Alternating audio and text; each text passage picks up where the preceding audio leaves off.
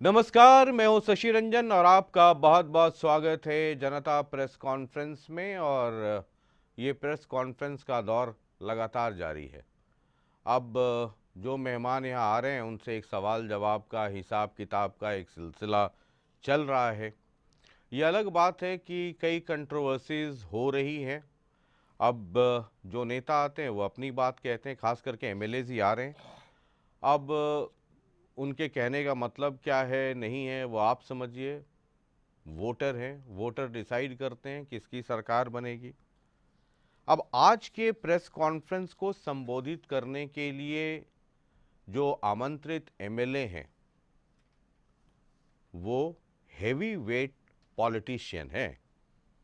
मेरी तरह, जैसे मैं कहता हूँ ना, मैं सड़क छाप पत्रकार, थोड़ा वजन से हेवी।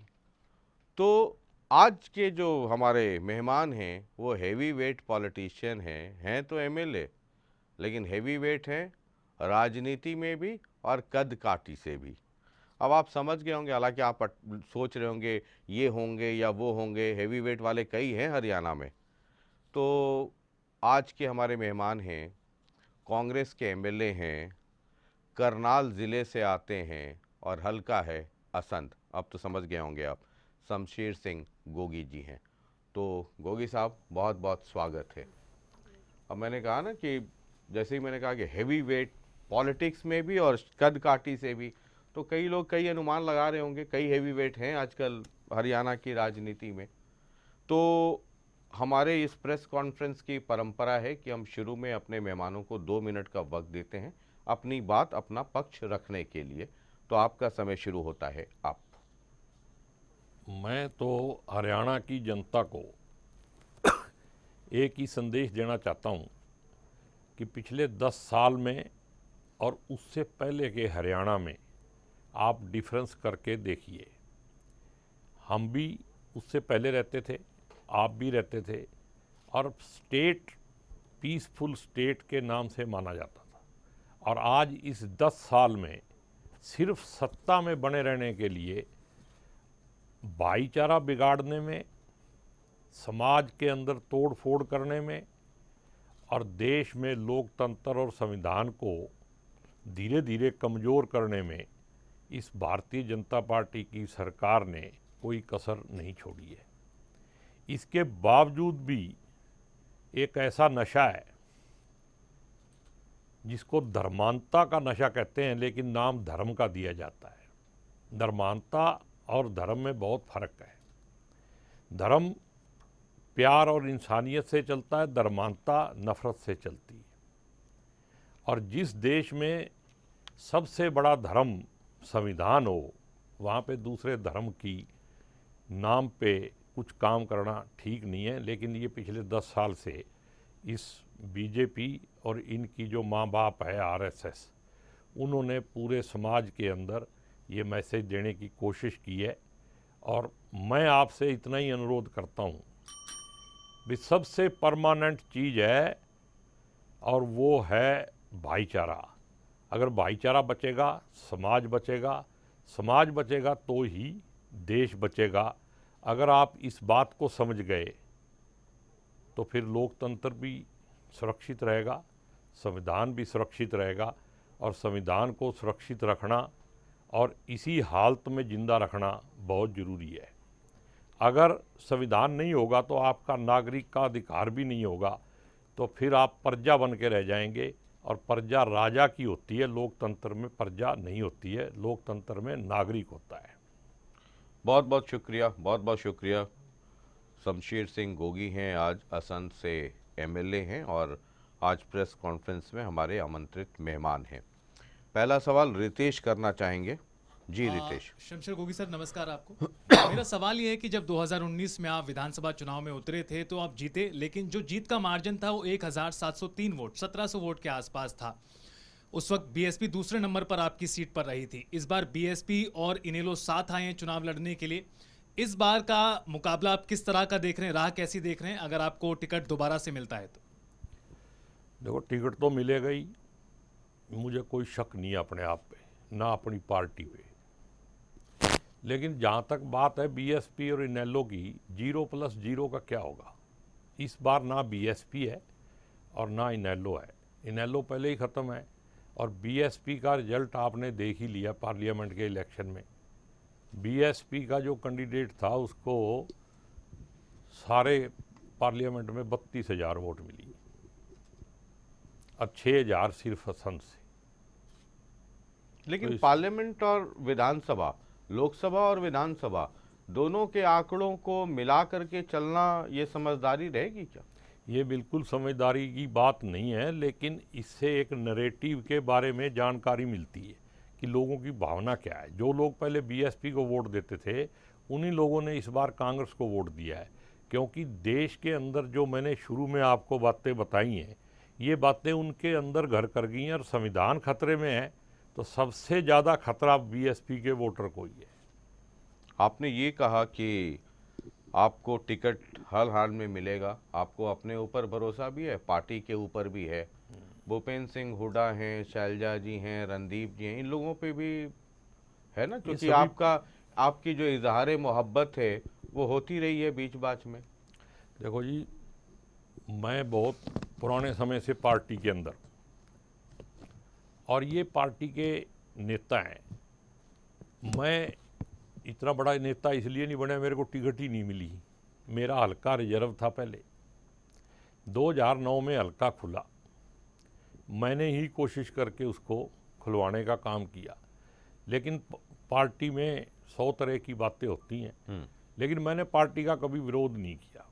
और यही कारण है कि पार्टी ने 2019 में 9 में भी और 14 में भी 14,000 वोट मिली पार्टी के कैंडिडेट, और 19 में पहली बार जब मेरे को टिकट मिली तब जाके पार्टी का वहाँ पे वर्चस्व बना। 2024 9 और 14 नहीं हो जाए कहीं, ये मन में डर नहीं लगता? क्योंकि आप बड़ा खुल्लम खुल्ला, कभी उदय भान के लिए आपका प्रेम निकलता है, कभी हुड्डा साहब के लिए भी निकलता है। जब मैं कांग्रेस का आदमी हूँ, कांग्रेस के हक में बोल देता हूँ, उससे लगता है भाई मैं किसी व्यक्ति के खिलाफ नहीं हूँ। पार्टी बड़ी है, व्यक्ति सारे एक जैसे ही हैं, वहाँ जिम्मेदारी हो सकती है किसी के पास आज कुछ हो कल कुछ हो जाए, लेकिन मैं किसी के खिलाफ नहीं हूँ। मैं आपका बयान देख रहा था 24 मई 2023, आपने खुल्लम खुल्ला ये कहा कि जो हमारे प्रदेश अध्यक्ष हैं उदय भान, उनकी कार्य प्रणाली ठीक नहीं है, उनको मतलब सबके लिए समान व्यवहार रखना चाहिए, किसी एक व्यक्ति की झोली में या जेब में जाके नहीं बैठ जाना चाहिए, ये खुल्लम खुल्ला आपने कहा था। ये बिल्कुल आप सही कह रहे हो। ये सवाल जैसे मैं आज यहाँ बैठा हूँ जी, उस सवाल मेरे से पूछा गया, तो मैंने ईमानदारी से उसका जवाब दिया कि जो अध्यक्ष होता है वो सबका होता है, और अध्यक्ष को सभी कार्यकर्ताओं का बराबर मान सम्मान करना चाहिए, और उनका केयर टेकर है वो, उसको किसी एक तरफा काम नहीं करना चाहिए। ये मैं अध्यक्ष के लिए कह रहा हूँ, व्यक्ति के लिए नहीं कह रहा हूँ। अध्यक्ष की जो बात है, और मेरे को लगता है कि अध्यक्ष जी भी ये बात मानेंगे कि अध्यक्ष होना चाहिए। तो 2023 में 24 मई 2023 को आपने ये कहा था, बड़ा बवाल मचा था। अब हम 2024 में बैठे हैं, कुछ परिवर्तन आया है या आपका जो 2023 में जो विचार थे वो अब भी है? नहीं देखो, अब अध्यक्ष के बारे में अब मैं 2 बार मीटिंग में गया, तो अब जब हाई कमांड ही उन लोगों को कह रही है कि आप थोड़ा ठीक हो के इकट्ठे हो के चलो, तो इसका मतलब कहीं ना कहीं उधर बदलाव है, और जब ऊपर से बदलाव ठीक हो रहा है तो मेरे को बदलाव के लिए बोलने की ज़रूरत नहीं है। नहीं, मतलब आप कह रहे हैं ना कि अध्यक्ष को सबके प्रति समान भाव रखना चाहिए, भेदभाव नहीं, तो अब लग रहा है ना कि मतलब समान भाव हो गया, अब कोई भेदभाव नहीं है। ये तो मैं अब अगर मान लीजिए इससे टिकट कटने का डर होता हो तो मैं मतलब इस पे चुप हो सकता हूँ। टिकट कटना और मतलब बात जो है, इसलिए मैं नहीं ये कह रहा हूँ, मैं कह रहा हूँ कि हाई कमांड ने ही कह दिया कि सबको साथ लेके चलो। मतलब अब तक लेके नहीं चल रहे थे इसलिए तो कहना इसका पड़ा। मतलब मैं कह रहा हूं कि मेरी जो बात थी हाँ, वो हाईकमान ही कह रही है। वो हाईकमान कह रही है, इसलिए मुझे कहने की जरूरत नहीं। मतलब अभी भी सबको साथ लेके नहीं चल रहे हैं, अभी इसका आपने मतलब। देखा कल परसों भी, मतलब आपके मीडिया में ही चल रहा है। हाँ, वो अब दिल्ली में बैठक में ही हो गया सर फुटअव्वल की स्थिति। मैं कह रहा हूँ भाई, मैं इस पे कुछ कहूंगा तो कहेंगे तेरे को खबर कहाँ से मिली, मेरे को मीडिया से आप मिली। बता दीजिएगा कि शशि रंजन ने ये खबर बताई है। नहीं, मैं कह रहा हूँ आपके माध्यम से ही मिली, तो आप मेरे से क्यों कलवा रहे। जी, ठीक है। अगला सवाल वरुण करना चाहेंगे। सवाल सर जो आपने अभी बात की उससे जुड़ा हुआ ही है कि ये रिश्ते ठीक नहीं चल रहे थे। आपने कहा कि हाई कमांड ने कहा है ठीक होकर चलो, मतलब वो ठीक नहीं चल रहे थे। आते आते आते आते चुनाव आ गया और हालात ये थे कि अब सब ठीक हो जाएगा। अब हमने क्या देखा, दिल्ली में महासचिव प्रभारियों और अध्यक्षों की बैठक हुई, उसमें कैसे तू मैं हुई, हाई कमांड नाराज़ भी हो गया। तो क्या वोटिंग के दिन सब ठीक हो जाएगा, रिजल्ट के दिन सब ठीक हो जाएगा? ये ठीक होगा कब? देखो, ये जो मेरी समझ है, पता नहीं ये असली क्या है क्या नहीं है, लेकिन मेरी समझ ये है कि जितने बड़े लीडर हैं, जब टिकटों का टाइम नज़दीक आएगा तो थोड़ा सा संघर्ष बढ़ जाता है। तो संघर्ष इसलिए बढ़ता है कि अपने अपने जो फॉलोअर हैं उनको टिकट दिलाई जा सके। और मैं हमेशा से इस बात का पक्षधर हूँ कि वन वे ट्रैफिक नहीं होनी चाहिए, हेल्दी संघर्ष पार्टी में होना चाहिए, उससे पार्टी मजबूत होती है। वो मैं उसमें ऐड कर दूं सर, आपका बयान है जुलाई 2024 का। शमशेर गोगी कहते हैं कांग्रेस के हरियाणा मांगे हिसाब अभियान का निमंत्रण नहीं मिला। जून 2024 का आपका बयान है कि राज्यपाल को ज्ञापन देना है, सरकार अल्पमत में है, आपको कोई सूचना नहीं है। अक्टूबर 2023 का आपका बयान है फिक्सेशन कमेटी बनी, शमशेर गोगी ने कहा ये लिस्ट ठीक नहीं है। अब देखो, ये अगर मैं झूठ बोलूं, मेरे को नहीं निमंत्रण है तो मैं कैसे कहूँ कि मैं जा रहा हूँ। मैं विधानसभा से निकला, उन्होंने मेरे को कहा जी ऐसे ऐसे, कल को पत्रकार ही मेरे को मिले, उन्होंने कहा जी कल को देना गवर्नर को मेमोरेंडम, तो आप जा रहे हो? मैं मेरे को मालूम नहीं है।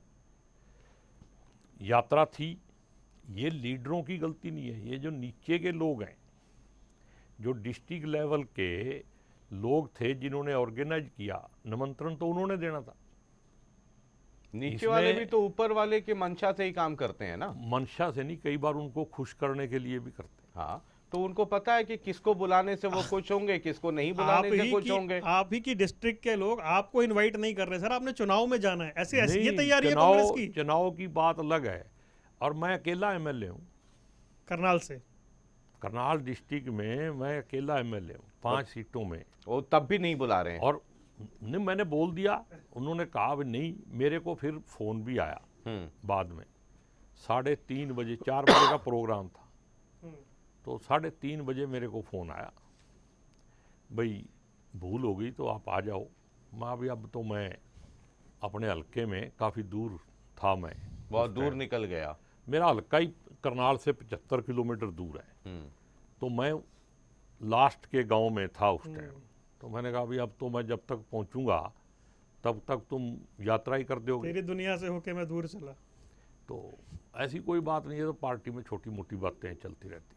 तो ये आपने भी कहा ना कि जब चुनाव का समय नज़दीक आता है तो बड़े नेता अपने फॉलोअर्स के लिए, टिकट के लिए थोड़ा प्रयत्नशील हो जाते हैं कि उनके अधिक से अधिक फॉलोअर जो है वो विधानसभा पहुंचे, क्योंकि आगे की कहानी फिर उसके ऊपर ही डिपेंड करती है। तो आपके लिए सबसे ज़्यादा कौन लगा हुआ है? भूपेंद्र सिंह हुड्डा साहब, उदय भान साहब, शैलजा बहन जी, रणदीप सुरजेवाला जी? मेरे को तो पिछली बाकी बार किरण भी, चौधरी तो रही नहीं अब यहाँ। मेरे को पिछली बार भी टिकट शैलजा जी ने दिलवाई थी। अच्छा, तो अब की बार तो मेरे को लग ही नहीं रहा कि कुछ ज़्यादा पैरवाई करनी चाहिए, बाकी जो भी करेगी शैलजा ही करेगी। अच्छा, तो पिछली बार शैलजा जी ने आपको टिकट दिलवाई थी, तो इस बार भी तो यही मान के चलें फिर?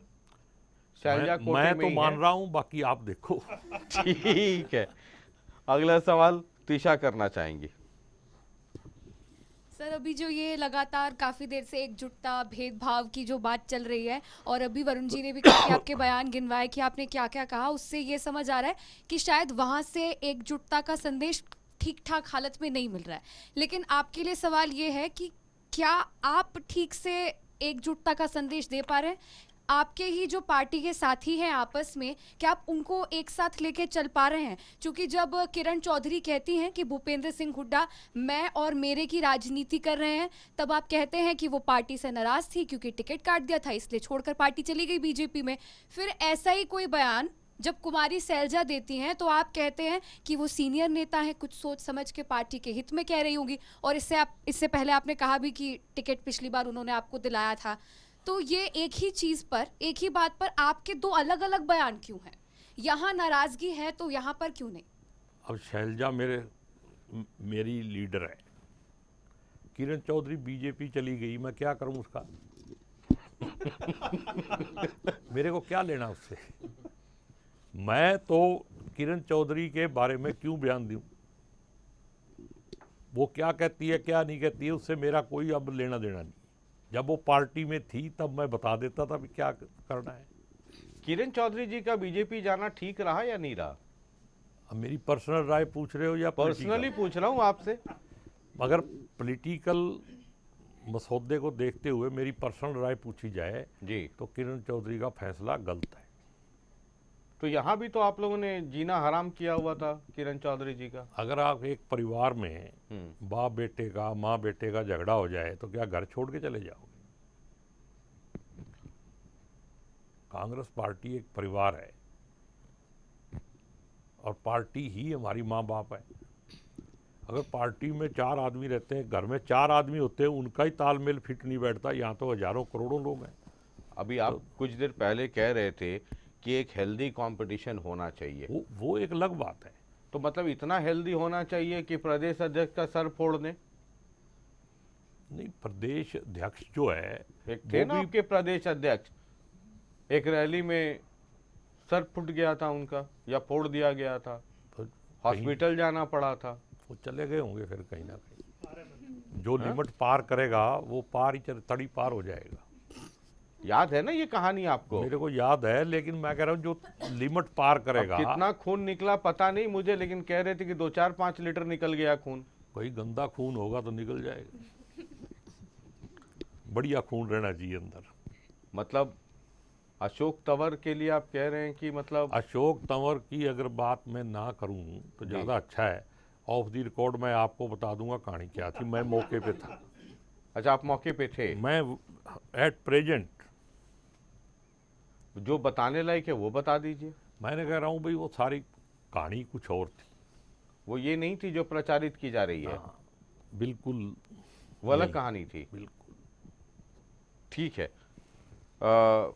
जागृति अगला सवाल करना चाहेंगी। सर, आपके हल्के से संबंधित सवाल है। आप अक्सर कहते हैं कि आप विपक्ष के नेता हैं, इसीलिए भेदभाव हुआ है विकास कार्यों में।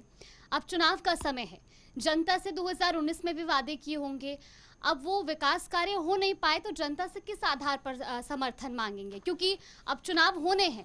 अब ये तो नतीजे आने से पहले नहीं कहा जा सकता कि सरकार आपकी बन जाएगी तो सारे काम हो जाएंगे। नहीं, ऐसा नहीं है।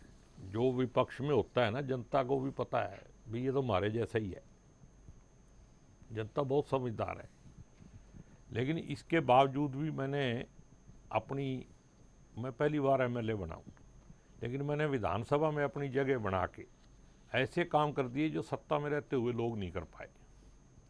बहुत सारी जगह भेदभाव है। जैसे मैंने हॉस्पिटल 100 बेड का मंजूर कराया, ट्रामा सेंटर समेत, वो विधानसभा में ही कराया, किसी अफसर पे नहीं गया, किसी मंत्री पे नहीं गया।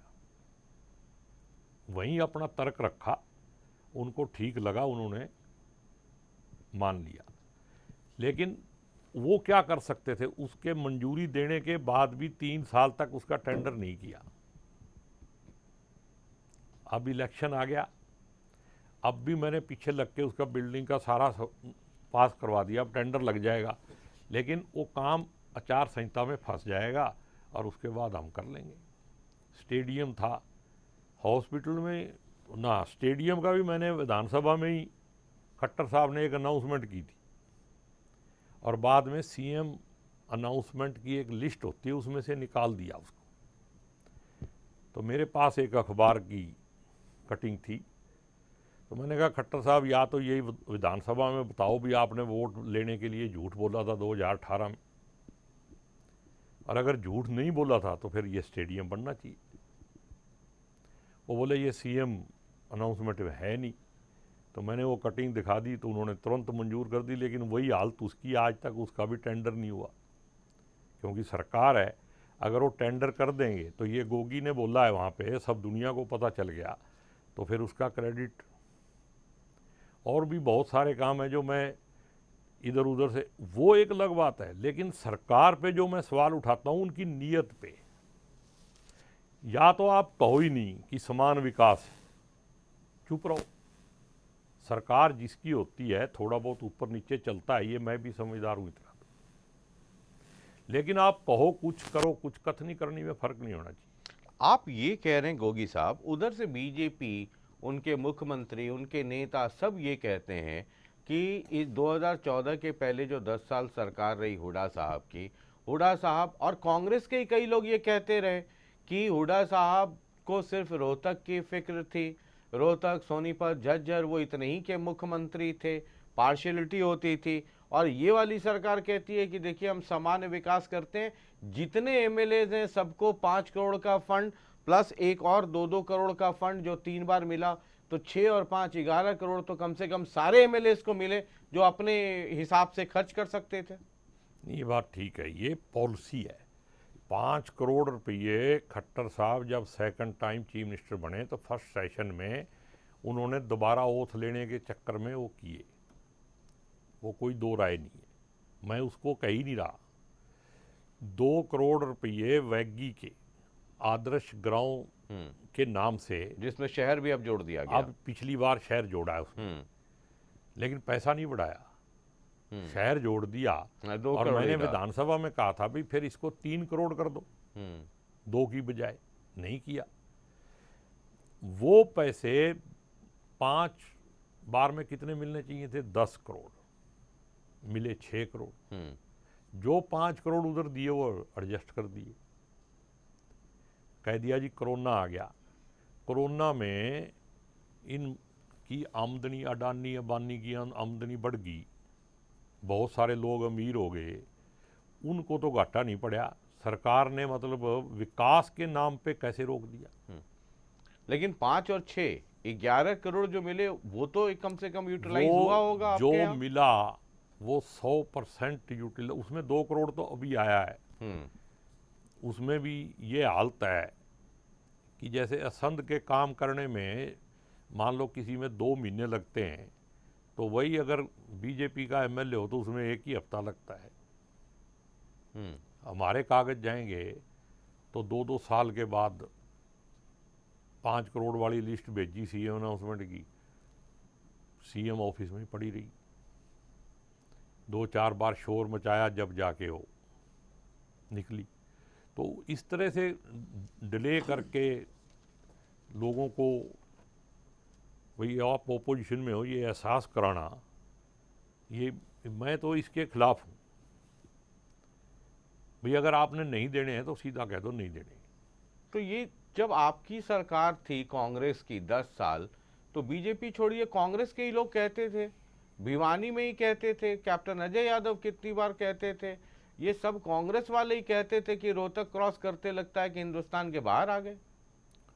अब उस टाइम मैं सरकार में था नहीं। थे तो हरियाणा में, थे तो हरियाणा में, पॉलिटिक्स में भी थे आप।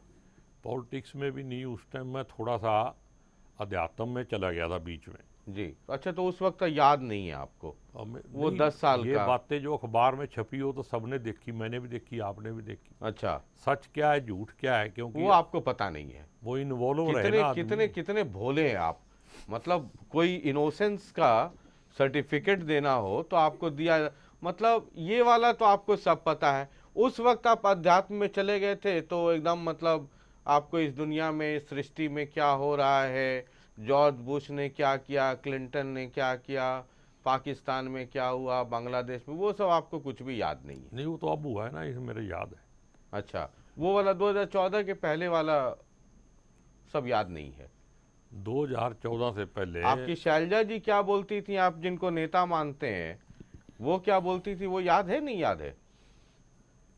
2014 से पहले जी। तो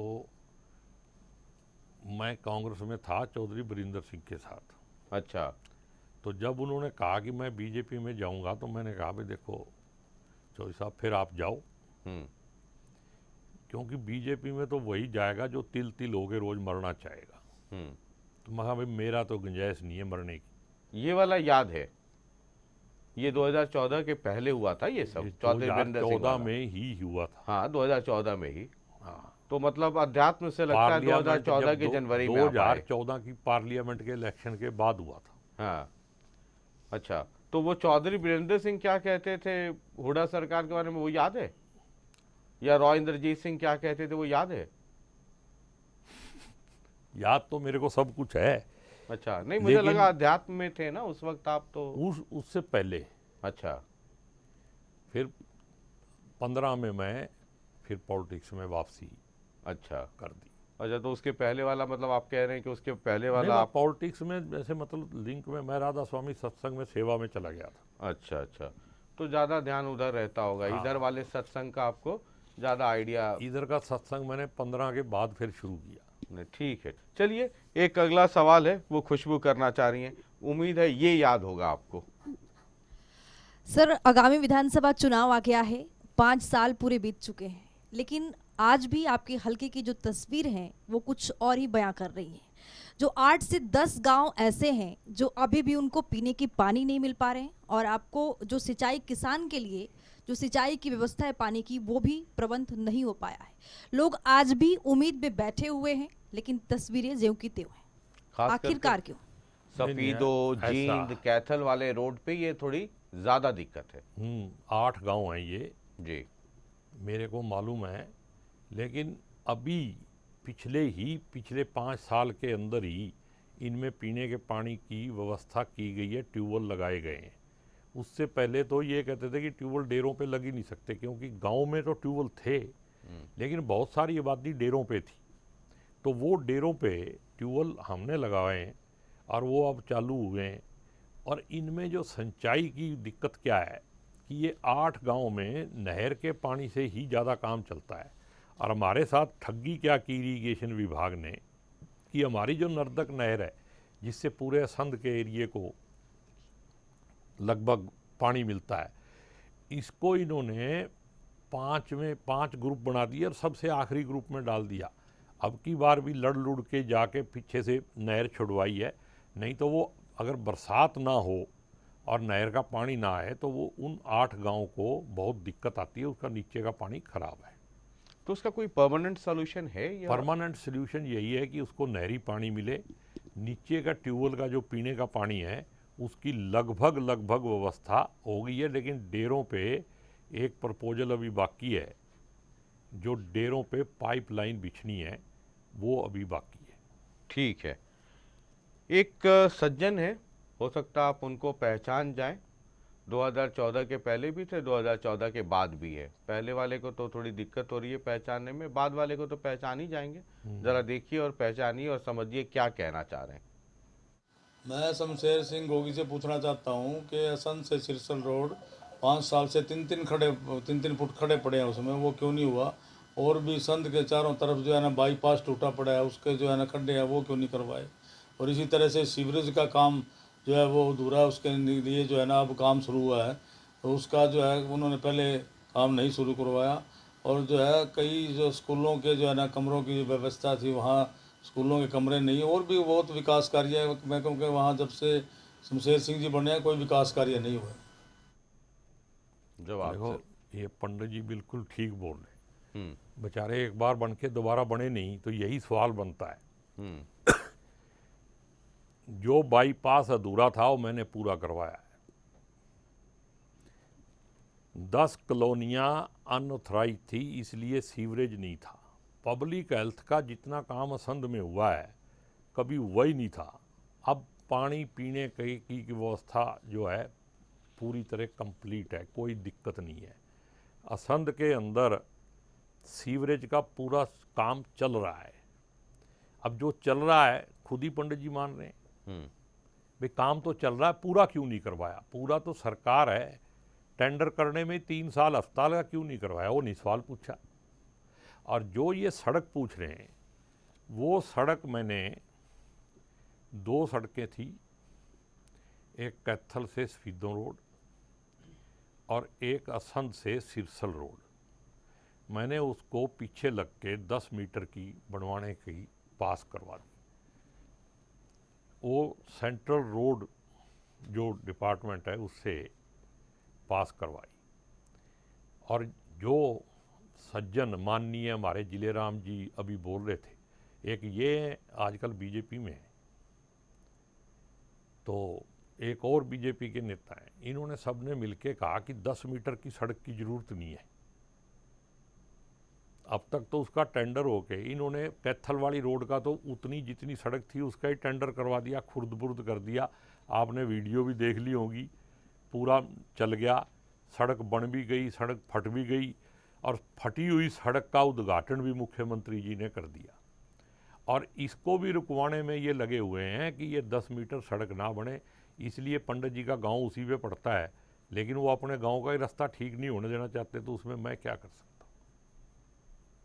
हूँ। मैंने तो मंजूर कराया हुआ है। अगर आपसे ये पूछा जाए कि आप ठीक है कांग्रेस से आप एमएलए रहे, ये 5 साल ऑपोजिशन में है, लेकिन बहुत सारे एमएलएज इस प्रेस कॉन्फ्रेंस में आ रहे हैं, वो कह रहे हैं कि हमने अपने इलाके में ये काम करवाया। मैं उनसे पूछता हूं कि कई बार ऑपोजिशन के लोग कहते हैं कि जी हमारा काम नहीं हुआ। पुंडरी से रणधीर गोलन आए थे, बोले कि ये काम अगर नहीं होता है तो एमएलए की कमज़ोरी है, अगर एमएलए करें काम और मेहनत करें तो कोई भी सरकार काम कर देगी। और वो कहते हैं कि देखिए हमने तो करके दिखाया। वो इंडिपेंडेंट एमएलए थे और बीजेपी के साथ थे, इसलिए वही गोलन साहब हैं। मैं ज़्यादा नहीं कहना चाहता, लेकिन गोलन साहब तो भ्रष्टाचार के खुद ही लगा रहे थे रोप। भाई मेरे लड़के से ही पैसे ले लिए, आपने सुना होगा, अखबारों में खूब छपा सुना था। तो बीजेपी के साथ मिलके काम, मैं ये कहता हूँ भी काम तो मैंने बता दिया आपको, ऐसे ऐसे करवा दिए जो सत्ता में रहते हुए जिन लोगों ने नहीं करवाए। हमारे पंडित जी भी उसी में थे, बीजेपी वाला एमएलए रहा, 2 ही एमएलए रहे पहले। संत जो आज का हल्का है, 2009 से लेके जिलेराम जी और बख्शीश सिंह जी 2 ही रहे। दोनों ने हॉस्पिटल क्यों नहीं बनवाया, क्यों स्टेडियम नहीं बनवाया? और आपको फिर और गिनाऊं मैं, बिजली का दफ्तर बन रहा है, सेक्रेटरीट ही नहीं था, वेटरनरी हॉस्पिटल नहीं था, पब्लिक हेल्थ का दफ्तर नहीं था। अब एसटीपी का काम भी पब्लिक हेल्थ का मैंने करवाया। पूरे शहर के अंदर से जो पानी की ड्रेनेज थी वो करवाई है। अब शहर के अंदर कहीं पानी नहीं रुकेगा। लेकिन मैं ये सोचता हूँ भी ये छोटे छोटे, ये तो एक रूटीन वर्क है और ये हमारी जिम्मेदारी है, लोगों ने हमारे को अपना प्रतिनिधि चुना है। मैं थोड़ा इसका बखान कम करता हूँ, काम ज़्यादा करता हूँ। मैं तो चीफ सेक्रेटरी और चीफ इंजीनियर पब्लिक हेल्थ का वहाँ बैठ के सारा नक्शा बना के लेके गया, क्योंकि मैंने विधानसभा में बोल दिया तो काबू आ गया मामला। वो मेरे पीछे पड़ गए, भैया आपने जी ऐसे कर दिया, तो उन्होंने किया। पब्लिक हेल्थ का काम सबसे बढ़िया हुआ है संघ में। ठीक है। बाकी के कामों में सरकार अड़ंगा लगाएगी, हमारी सरकार आएगी, उसको और स्पीड से आगे बढ़ा देंगे। ये ऑपोजिशन के एमएलएस के लिए कहने के लिए एक अच्छा मतलब है कि सरकार हमारी है नहीं तो हम क्या करें जी, सरकार काम नहीं करती है। ये एक अच्छा है, मतलब आप तो फिर ऑपोजिशन में ही रहिए, तो काम हो ना हो आपको कहने को कुछ ना कुछ तो रहेगा। नहीं, हम सत्ता में रहेंगे और ऑपोजिशन वालों का भी सत्कार करना सिखाएंगे इनको। जैसे 2009 से 2014 तक या 2010 अब मैं सरकार साल में, जो आपने किया वो वाला। अब मैं सरकार में होऊंगा तो ऐसा नहीं होगा। मैं मतलब कुमारी शैलजा जी मुख्यमंत्री के तौर पे, या मैं कांग्रेस हूँ।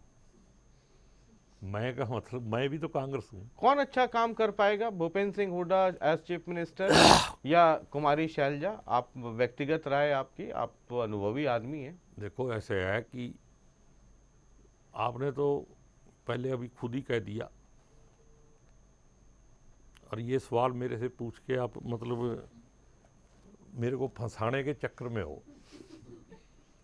मैंने आपको बता दिया कि मैं शैलजा के साथ हूँ, शैलजा के साथ हैं। तो इसमें चीफ कोई दो मिनिस्टर राय अब नहीं। उसके बाद मैं तो फिर- अगर ये कहूँ कि मैं उसके साथ नहीं हूँ तब भी कोई नहीं मानेगा, तो हाँ। मैं साथ हूँ तो हूँ।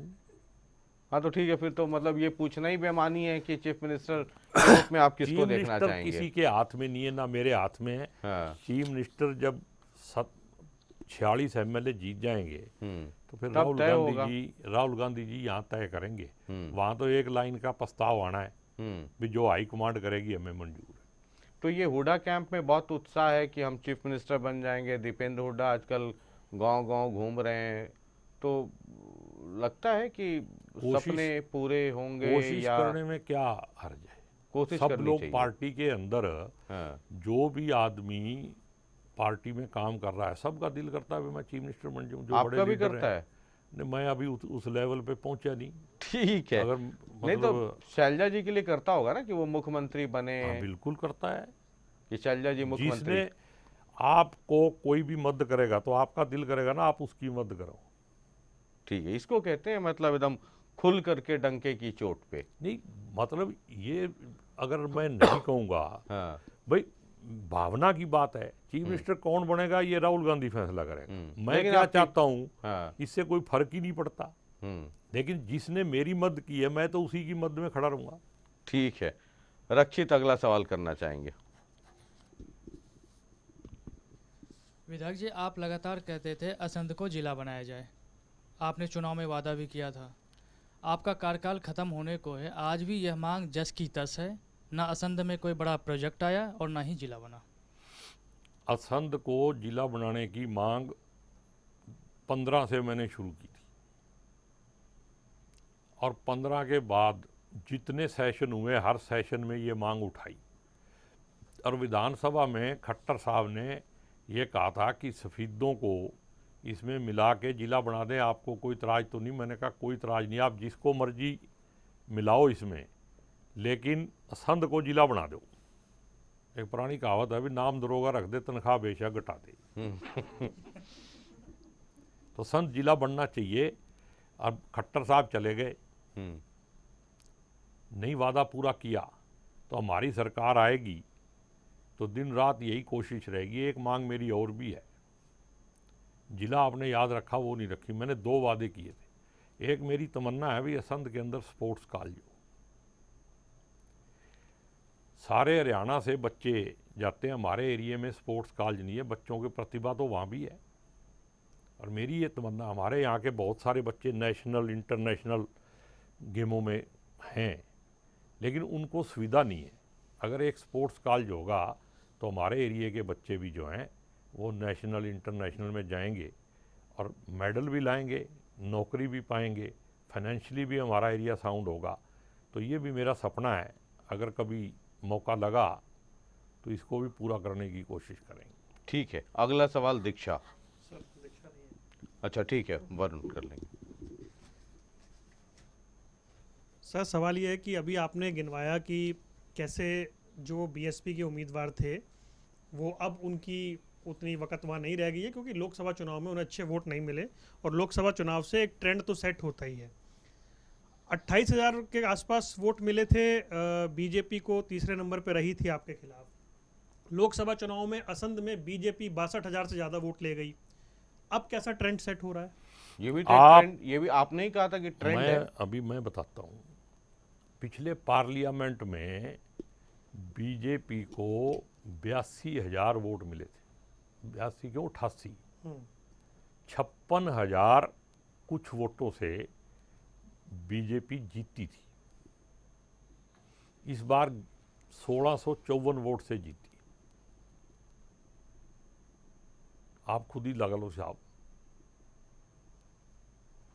मतलब 62,000 वोट मिले हैं तो उसका असर नहीं रहेगा, ये माने? क्या रहेगा, 62,000 वोट मिले हैं और क्या क्या किया है वो मैं यहाँ बोलूँगा तो फिर बीएसपी को कम वोट मिले उसका भी क्या असर रहेगा? मैं कहता हूँ आगे भी, मैं तो आपको वो बात बता रहा हूँ जो ग्राउंड में है और मेरे को पता है कि कुछ बातें ऐसी हैं भी इतनी डिटेल में जाऊँगा तो आपके पास टाइम नहीं है।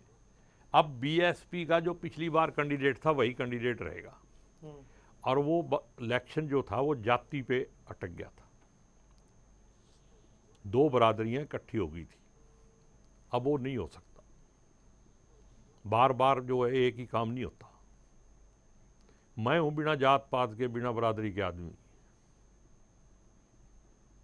मैं जात पात में इलेक्शन नहीं लड़ता, इसीलिए इलेक्शन जीत गया मैं। मेरा ये बिल्कुल मानना है कि जो राजनीति में कमज़ोर आदमी है वही जाति और धर्म का सहारा लेता है, और मैं इसको मानता ही नहीं। पूरे संघ में आप सर्वे करा के देख लो, कोई आदमी आपको ये नहीं कहेगा भी गोगी ये काम करता है। और मेरे को दूसरी बरादरी से भी वोट 36 बरादरी से मेरे को वोट मिले। ठीक है जितेंद्र, अगला सवाल करना चाहेंगे, हालांकि इससे मिलता जुलता जवाब आप दे चुके, फिर भी जितेंद्र। गौसल, आपसे सवाल ये है, अभी थोड़ी देर पहले भी आपने स्टेडियम वाले मुद्दे को लेकर भी आपने इसके ऊपर अपना बयान जो है दिया कि आप कहते हैं कि सरकार जो है वो विकास कार्यों में भेदभाव करती है, खासकर जो है विपक्ष के विधायकों के साथ। लेकिन वही आपके ज़िले में जब कांग्रेस पार्टी कोई कार्यक्रम आयोजित करती है बड़े लेवल पे, बड़े बड़े नेता जब उसमें शामिल होते हैं तो वहाँ पर आपको निमंत्रण नहीं मिलता है, आप उसमें शामिल नहीं होते हैं। तो क्या कांग्रेस पार्टी का आपके साथ ये भेदभाव नहीं है?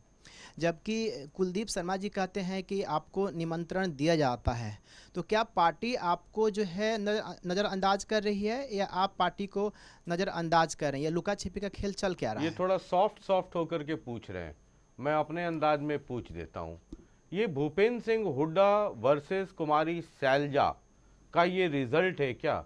शैलजा के लोग भूपेंद्र सिंह हुड्डा वाले इवेंट में नहीं जाते हैं, भूपेंद्र सिंह हुड्डा के लोग शैलजा जी के इवेंट में नहीं जाते हैं। ये खुल्लम खुल्ला पूरे हरियाणा में चल रहा है। ये करनाल वाला भी इंसिडेंट, क्या इसका यही कारण नहीं है? आप दूर थे, नज़दीक थे, इनविटेशन मिला नहीं मिला। किरण चौधरी जब थी कांग्रेस में, भिवानी में हुआ वो सरकार, क्या विपक्ष आपके द्वार भिवानी में ही थी, इनविटेशन गया नहीं गया। उदय भान जी कहते हैं हम सबको मेल करते हैं, सबको फ़ोन करते हैं। तो ये एक क्लैश नहीं है क्या? और आप बात करते हैं कि हम सरकार में आ रहे हैं। मैं आपको बताता हूँ, एक भी मीटिंग ऐसी नहीं है जहाँ पे हुड्डा साहब ने बुलाई और मैं नहीं गया हूँ। लेकिन कई बार लोकल लेवल पे मतलब मेरे जैसे जो छोटे भैया नेता हैं वो ये सोच लेते हैं भी अगर इसके आने से कहीं गड़बड़ ना हो जाए कुछ, तो वो ये निचले लेवल की राजनीति है। हुड्डा साहब जब भी मीटिंग बुलाते हैं, हमारे CLP के लीडर हैं, जब भी कोई मीटिंग चंडीगढ़ में होती है PCC की, तब भी हम जाते हैं। तब तो कभी शैलजा जी ने कभी नहीं कहा भी इसमें नहीं जाना। लेकिन अभी आपने थोड़ी देर पहले ही कहा कि इलेक्शन के अंदर भी हुड्डा साहब आए थे, तब भी मैं वहीं था। इसका कोई ये जो बात है ये इतने बड़े लेवल की नहीं है। कुलदीप शर्मा जी अगर ऐसी बात कह रहे हैं तो कुलदीप शर्मा जी को एक फ़ोन तो करना ही चाहिए था। वो कह रहे हैं कि इनविटेशन गया था उनको। बिल्कुल झूठ है ये, और मैं कभी झूठ नहीं बोलता। मैं इससे मतलब मैंने जो फ़ोन आया मैं उसका नाम भी बता सकता हूँ, जिसका फ़ोन आया, और फ़ोन में कॉल है मेरे पास, टाइम भी है करीब 3:30 बजे। और मैं ये भी सच कह रहा हूँ कि उस टाइम मैं पंगाड़ा गांव है मेरे हल्के का, आप कभी भी चेक कर लेना, कभी अब इलेक्शन में आप जाओगे तो मैं वहाँ था उस टाइम। और क्या ये एक वजह हो सकती है कि ठीक है CLP लीडर है भूपेंद्र सिंह हुड्डा, उम्र भी है, तजुर्बा भी है, बहुत सीनियर भी हैं, वो बुलाते हो तो जाते हो आप? जिस तरीके से दीपेंद्र हुड्डा को हुड्डा कैंप या उदय भान जी और ये सब लोग मिलकर के प्रोजेक्ट कर रहे हैं, तो दीपेंद्र हुड्डा वाले इवेंट में या जहाँ पे वो हो तो वो एक सीनियरिटी, एक उम्र, वो सब भी एक आड़े आता हो और आपको लगता हो कि नहीं भूपेंद्र सिंह हुड्डा तक तो ठीक है लेकिन दीपेंद्र हुड्डा के आगे नतमस्तक होना ठीक नहीं है? नहीं, ऐसी कोई बात ही नहीं है। और नतमस्तक क्यों होना है भाई? हो रहे हैं कई लोग। अगर नतमस्तक होना है तो फिर नतमस्तक तो सत्संग में होया जा सकता है, फिर राजनीति करने की क्या जरूरत है? नतमस्तक होने के लिए नहीं, अपना मस्तक जो है उसको ऊपर रखने के लिए राजनीति करते हैं। नतमस्तक तो मैं किसी के भी नहीं हूं। नहीं, आप कह रहे हैं कि जो छुटभैया नेता हैं वो ऐसा कर रहे हैं आपको निमंत्रण देने में, मेरे लेकिन जैसे अभी थोड़ी देर छुटभैया। पहले ही आपने कहा कि नहीं, राज्यपाल को ज्ञापन देना था, उसमें भी आपको नहीं बताया गया, उसमें आपको निमंत्रण नहीं मिला। वो भी बाद में पता चल गया, आप भी कंफर्म करो, उसमें 5 ही आदमी गए थे। हम्म। तो हम 28 लोग हैं, उनमें से और तो 23 लोग नहीं गए, डेलीगेशन जाता तो है। क्या फर्क पड़ता है। मैंने ये तो नहीं कहा था कि मेरे को जानबूझ के नहीं बुलाया, मैंने ये कहा था कि मुझे मालूम ही नहीं है भाई देना है।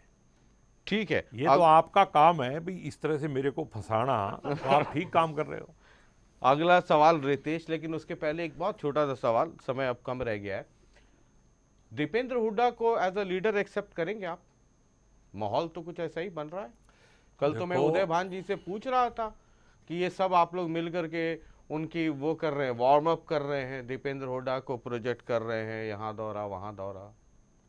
देखो, हम तो उसको लीडर मानेंगे जिसको राहुल गांधी मान देगा, ठीक है ना। वरना विद इन पार्टी हमने शैलजा को लीडर मान ही रखा है। ठीक है, जवाब मिल गया। अगला सवाल सर, रितेश। मेरा सवाल हल्के के विकास से जुड़ा हुआ है। असंध का नागरिक अस्पताल है, 42 डॉक्टरों की पोस्ट है, लेकिन इस वक्त 2 ही डॉक्टर वहां पर तैनात हैं। जो मरीज हैं उनके लिए बहुत ज़्यादा मुश्किलें यहाँ पर आती हैं, कई तरह के डॉक्टर मौजूद नहीं हैं। इस समस्या का समाधान अभी तक नहीं हो पाया। आपने अगर विधानसभा में शोर मचा मचा के 20 डॉक्टर आए थे वहाँ, लेकिन अभी मैंने बताया ना, वो बिल्डिंग ही नहीं है, 20 डॉक्टरों के बैठने की जगह ही नहीं थी वहाँ। फिर उनको गांव में जो पीएचसी थी वहाँ उनको डेपुटेशन पे भेजा।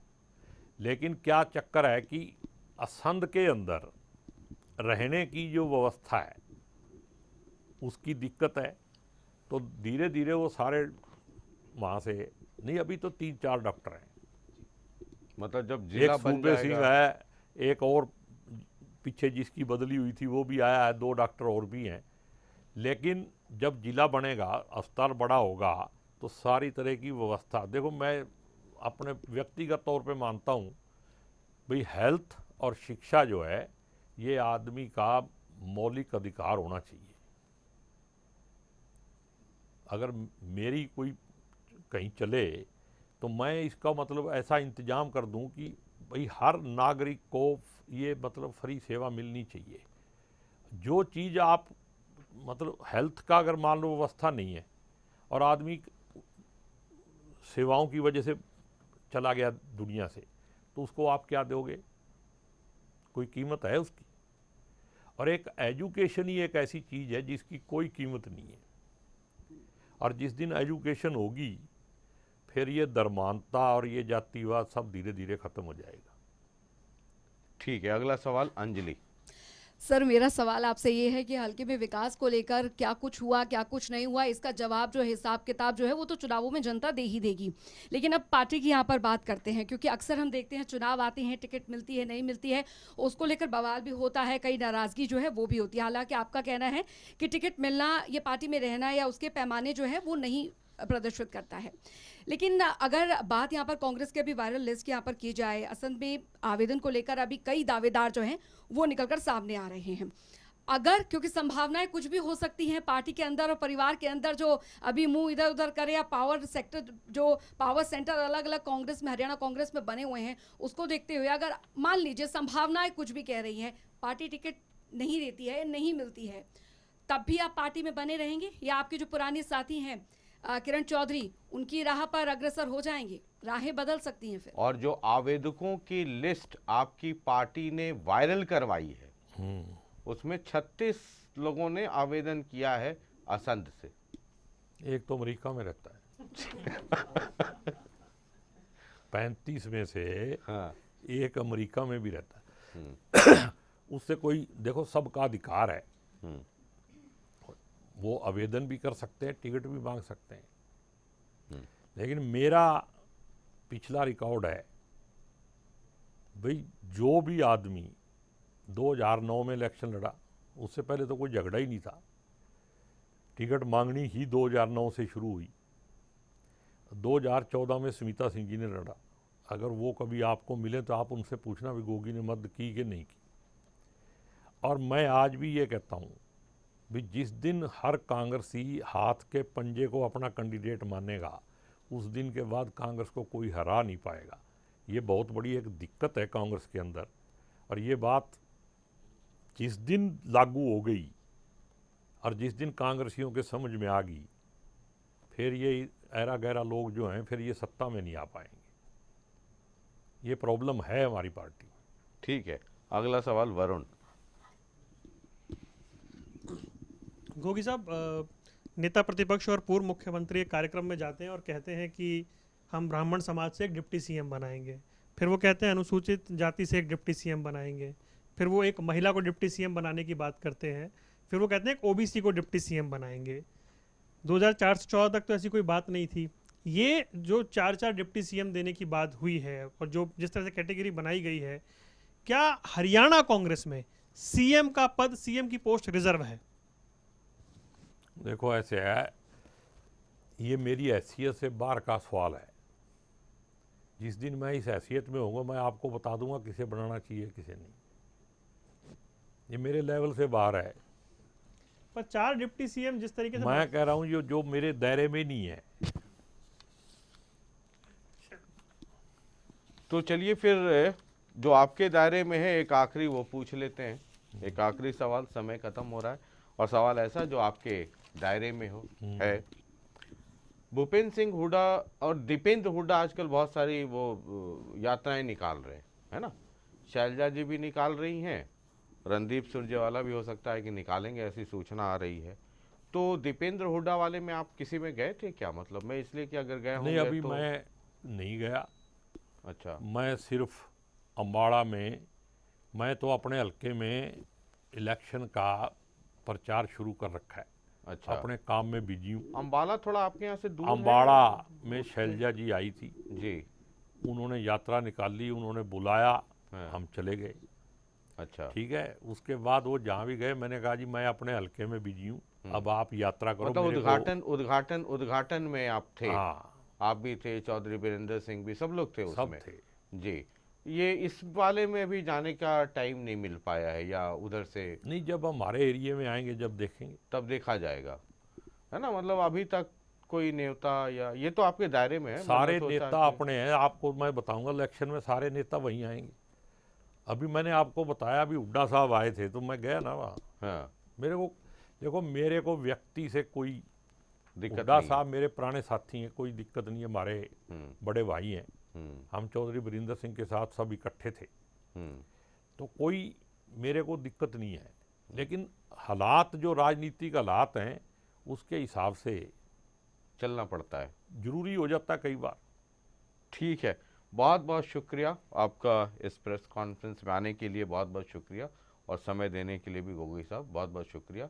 और शुक्रिया इसलिए भी कि दिल खोल कर करके सीधा सीधा, वो कहावत है ना कि खुला खेल फर्रुखाबादी, तो खुला खेल असंदवादी, है ना।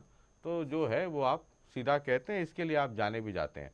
बहुत बहुत शुक्रिया इस प्रेस कॉन्फ्रेंस में आने के लिए। बहुत बहुत धन्यवाद। तो असंध से कांग्रेस के एमएलए हैं शमशेर सिंह गोगी साहब, और खुल करके बोलने के लिए जाने जाते हैं। ये आज पहली बार हुआ कि मेरे भी ज्ञान में थोड़ा इजाफा हुआ कि ये सत्संग में थे, तो 2014 के पहले पूरा सत्संग में लगे हुए थे। इधर वाले सत्संग में क्या हो रहा था इनको ज़्यादा पता नहीं है। 2015 के बाद जो हुआ, या 2014 के अंत से जो हुआ, वो सब इनको याद है। चुनाव सर पर है, देखिए किसको कौन कितना याद रहता है।